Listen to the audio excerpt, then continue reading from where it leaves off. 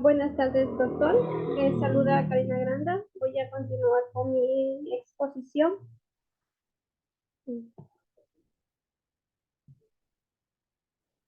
Eh, las teorías del aprendizaje. Introducción. Se entiende como aprendizaje al proceso mediante el cual el ser humano modifica y adquiere aquellas habilidades, destrezas, conocimientos, conductas o valores necesarios para su desarrollo personal. Es una de las funciones mentales más importantes en humanos y animales. Ponen de manifiesto y describen el proceso de aprendizaje de un ser vivo. Con ellas se pretende conocer y entender cómo aprender un ser humano o un animal. Los seres humanos y los animales aprenden de distintas formas. Desarrollo. Muchos psicólogos afirman que poseemos al menos dos tipos diferentes de aprendizaje, uno denominado declarativo y otro procedural. El aprendizaje declarativo almacena información sobre nombres, fechas, acontecimientos pasados y episodios de la propia vida, mientras que el aprendizaje procedural se compone de acciones motoras adquiridas a través de condicionamientos. Por ejemplo, las personas que sufren de Alzheimer. El aprendizaje por asociación y el aprendizaje cognitivo. Los teóricos de la asociación defienden el aprendizaje como el resultado de una serie de conexiones, asociaciones, entre estímulos, sensaciones y respuestas. Se produce cuando asociamos estímulos, ideas o pensamientos a ciertas acciones y como resultado cambia nuestra conducta. Por el contrario, los teóricos cognitivos lo definen como una serie de reorganizaciones sucesivas sobre lo que se percibe. Estas reorganizaciones permiten al aprendizaje establecer nuevas relaciones, resolver problemas y adquirir mayor nivel de comprensión sobre diferentes temas. Procesos de aprendizaje conductual.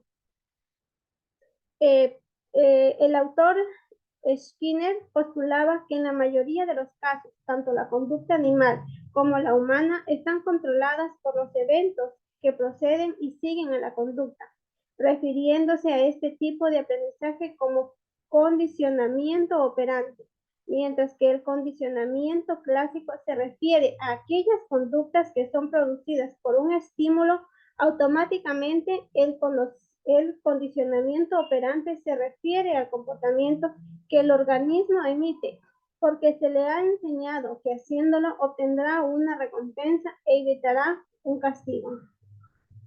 Las consecuencias que fortalecen la conducta. Reforzamiento. Los reforzadores son estímulos que cuando se aplican a las conductas las fortalecen, incrementan la probabilidad de que dicha conducta ocurra en situaciones específicas futuras.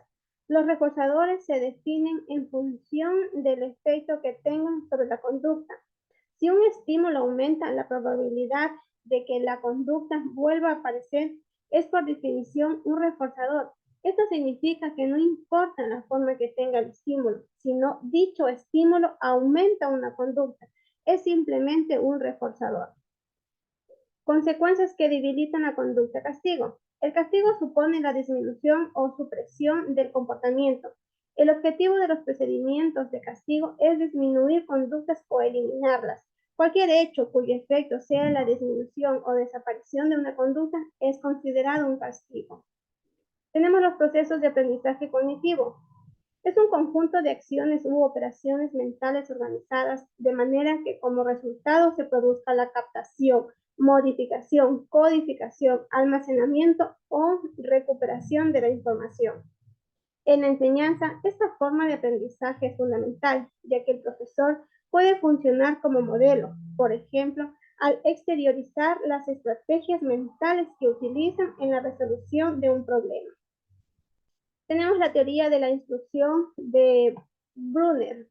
Según la teoría cognitiva de Brunner, en el proceso de conocer y aprender el ser humano, intenta categorizar los sucesos y elementos de la realidad en conjuntos de ítems equivalentes. Así experimentamos las vivencias y la realidad percibida, creando conceptos a partir de la discriminación de los diferentes estímulos.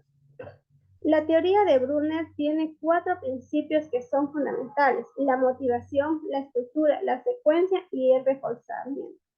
La motivación es Especifica las condiciones que predisponen a un individuo a aprender.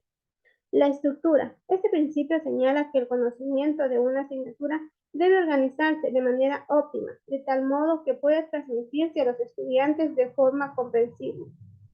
La secuencia. Para que el alumno pueda comprender los distintos aspectos de una asignatura, esta debe ser organizada de cierto modo. La mejor forma de aprender una asignatura es presentar sus contenidos en una secuencia que vaya desde una presentación inactiva a una icónica, para acabar finalmente con una simbólica. Y el refuerzo.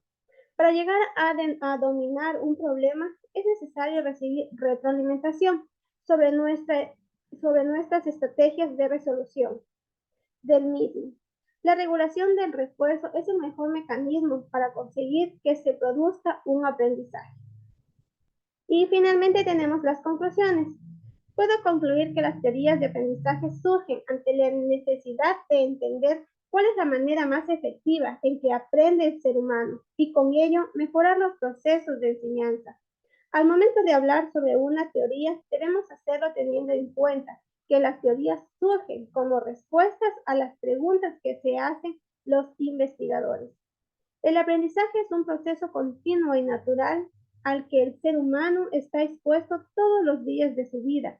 Este concepto se define por la adquisición duradera de los conocimientos, conductas, destrezas o habilidades a través de la práctica, el estudio o la experiencia. Muchas gracias, doctor.